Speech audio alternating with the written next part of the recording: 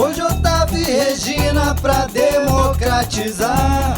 Hoje Otávio e Regina pra democratizar. Na verdade, não é bem porque eu decidi, né? Eu participo de um movimento que é o ABI Luta pela Democracia. Ele foi criado em 2019, diante da inércia total da diretoria da época em relação ao governo Bolsonaro. Esse movimento elegeu, na época, a diretoria encabeçada pelo Pagé, depois elegeu um terço do Conselho Deliberativo em 2020 e, novamente, um terço do Conselho Deliberativo em 2021. E o movimento continua ativíssimo, são mais de 150 pessoas participando de nossas reuniões, e nessas reuniões, depois de escolhermos o nosso plano de ação, o meu nome foi escolhido por aclamação, eu e Regina Pimenta, ela de vice, né, para disputar a presidência da ABI. O que muito me honra, e é um desafio enorme, né? Bom, a nossa chapa não é a chapa da diretoria, evidente. O nosso movimento elegeu essa diretoria que está, e depois ela deu as costas ao movimento. Tá certo? Então, é para ficar claro. Agora, nós não temos esse sistema que existe do outro lado, que é de apontar nomes, escolher nomes, como a Cristina disse, inclusive. Eu chamei a Helena para ser minha vice, eu convidei. No nosso lado não funciona assim, sinceramente. Nós temos um esquema de colegiado, nós temos um grupo enorme de pessoas, nós submetemos os nomes a essas pessoas todas, você entendeu? Então, é uma escolha extremamente participativa e pode crer, Cristina, que o esquema democrático funciona assim. Funciona assim. Não adianta defender a democracia fora, lutar contra o fascismo fora, e dentro da ABI adotar uma gestão imperial, de se isolar totalmente de todos os jornalistas, como foi feito nessa diretoria que está aí. E a outra coisa que me espanta é o seguinte: este plano de ação fantástico, mirabolante, né, com vários objetivos e várias metas, etc. E tal, por que nada foi feito? Por que nada foi feito, meu Deus do céu? Então é o seguinte: foram 3 anos e nada foi feito, a não ser o combate ao Bolsonaro. Agora, se não combatesse o Bolsonaro, me desculpe, né? Seria uma vergonha. E combateram, na época, inclusive, que o Conselho Deliberativo participava das decisões, e foi o Conselho Deliberativo que defendeu o pedido de impeachment do Bolsonaro. Então é o seguinte: nós aqui temos um movimento, não temos 2, 3 pessoas tirando o nomezinho do colete, não. A chapa é altamente representativa, eu de presidente, Regina Pimenta de vice, nós temos pessoas extremamente conceituadas na profissão. O nosso Conselho Fiscal, para você ter uma ideia, Cristina, é formado por Zé Paulo Kupfer, Luiz Gonzaga Beluso e Luiz Nassif. No nosso Conselho Consultivo, nós temos José Trajano, Tereza Gruvinel, Ana Arruda, Anselmo Góes, Ivan Proença, Davi Fischel, você entendeu? Então, é diferente da forma de vocês não só decidirem, como também de escolherem e formarem uma chapa. Nós estamos tranquilos, nós temos representatividade no país todo, nós temos uma comissão de igualdade racial que já está agindo. Temos nomes do Paraná, temos nomes do Rio Grande do Sul, nomes de Minas Gerais, nomes de Pernambuco, nome do Rio Grande do Norte. A nossa tranquilidade é o seguinte: não sou meu candidato, sou candidato de um movimento. Hoje Otávio e Regina pra democratizar. Eu queria fazer um comentário a respeito da questão da democracia na ABI, né? Porque se essa é uma preocupação da Cristina, não foi da atual diretoria. A atual diretoria, ela se distanciou totalmente dos outros órgãos de decisão da ABI, né? Ela se voltou às costas para o Conselho Consultivo, ela voltou às costas para o Conselho Fiscal, ela se isolou totalmente do Conselho Deliberativo, que é um órgão importantíssimo da ABI, com mais de 90 jornalistas, entendeu? Então ela deixou de ouvi-los, bateu de frente e acabou se isolando de uma forma quase que imperial, centralizadora ao extremo, né? Inclusive é curioso, porque no plano de ação da chapa atual, eles falam, inclusive, de aumentar os poderes, de aumentar a autonomia da diretoria, né? Então, eu não entendo realmente essa preocupação agora né, em dar um perfil democrático à direção da ABI, porque isto não foi o que aconteceu na atual gestão. Ao contrário, ela se isolou e de uma forma autoritária, e por isso é que a ABI chegou no ponto que chegou, e você tem duas chapas exatamente em função disso. Nós buscamos a unidade e eles se negaram a unir, ter uma chapa única, né? Então, acho muito estranho que agora se fale de democracia na ABI. Hoje eu tava em Regina para democratizar. A situação da ABI, apesar dela ter resgatado o protagonismo político devido ao combate a Bolsonaro, ela tem grandes dificuldades, né? A entidade tem dificuldades financeiras e o prédio é um prédio antigo, tombado, né? Mas também com grandes problemas. Então, o número de associados era muito baixo, só agora que nós conseguimos dobrar com as novas filiações devido à disputa das duas chapas, mas o faturamento da ABI, a receita da ABI, é basicamente o dos aluguéis e dos associados, o que chega a mais ou menos a R$150 mil. Então, é uma situação bastante difícil, nós sabemos que vamos lidar com isso, mas é uma honra realmente disputar a presidência de uma instituição que vai fazer no dia 7 de abril 114 anos.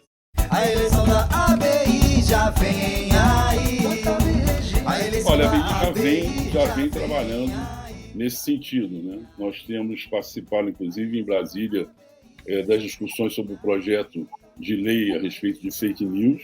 Essa é uma grande preocupação nossa e acho que realmente, se a gente pensa, né, na quantidade que existe hoje, né, de blogs, de canais, né, em redes sociais e tudo, é óbvio que fica muito fácil você plantar notícias, plantar mentiras, fake news. Então, isso nos preocupa muito, né? E nós temos um grupo trabalhando já nisso e temos participado das reuniões em Brasília no sentido de coibir isso, né?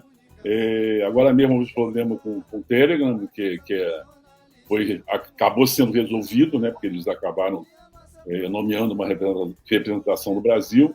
E isso, de qualquer forma, não nos tranquiliza. A gente sabe que vem uma eleição e essa eleição vai ser muito complicada nesse aspecto, né? Na verdade, já foi usado, né, e abusado, né, na última eleição, e acho que isso talvez se repita esse ano. Eu acho que nós vamos ficar alertas e cobrando das autoridades realmente medidas que corrigam isso, tanto no TSE quanto no STF. Hoje eu tava em Regina para democratizar. Também temos uma grande preocupação com a regulamentação da profissão de jornalista, que hoje, né, ela está no limbo, né? Nós realmente perdemos a característica que tínhamos de uma profissão regulamentada.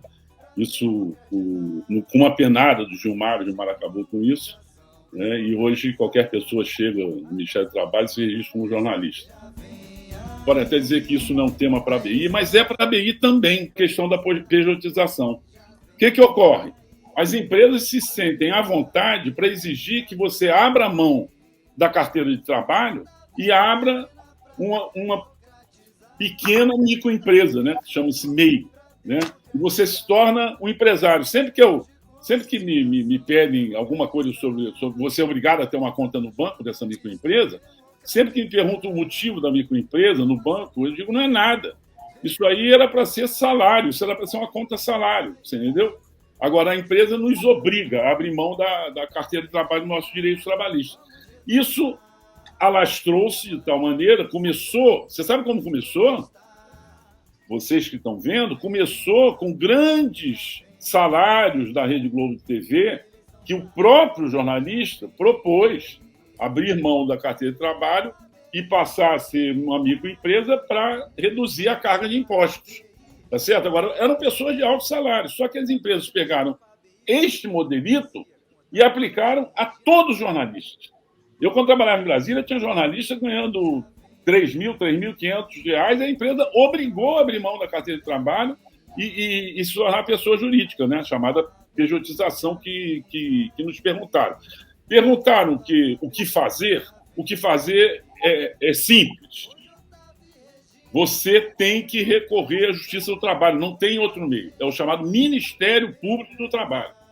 Nós, em Brasília, era uma pequena sucursal da Isto É.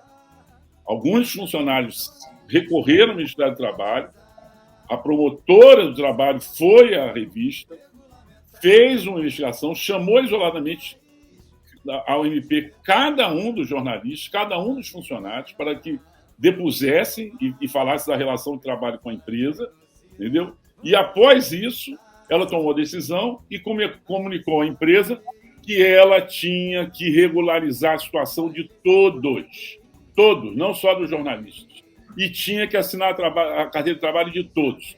Olha, hoje é evidente que fizeram várias alterações aí na legislação trabalhista, então que a própria legislação trabalhista hoje ela é terrível para o trabalhador. Mas, de qualquer forma, nós temos alguns direitos assegurados.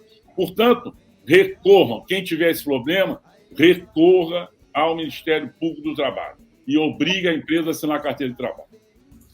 Os meios de comunicação democratizar. No plano, esse plano que você acabou de mostrar, vocês finalmente, né, concordam que a lei de meios é necessária. Né? Em entrevista que você deu, você ficou meio assim, na dúvida se defendia ou não de pronto a lei de meios, mas agora não, agora está lá. Agora eu soube que está escrito direitinho, etc. e tal, e a favor do plano. Mas, no entanto, há ali uma lacuna, a meu ver, estranha. Não há nenhuma citação ao sistema público de comunicação. Nenhuma. E que é fundamental. Né? É fundamental na estrutura de meios de comunicação no Brasil. Fazer uma defesa mais enfática, por exemplo, da EBC, né? Que está sofrendo um processo de desmonte, né? Do governo Bolsonaro, e não sei se ela vai conseguir resistir. É uma empresa importante, né? e que é um dos poucos órgãos realmente do sistema público de comunicação do Brasil, né? que foi fortalecida durante o governo Lula, durante o governo Dilma, e que o Bolsonaro hoje vem realmente fragilizando de todas as formas. Né? Recentemente houve uma greve, eu achei que você ia ser um pouquinho mais enfático.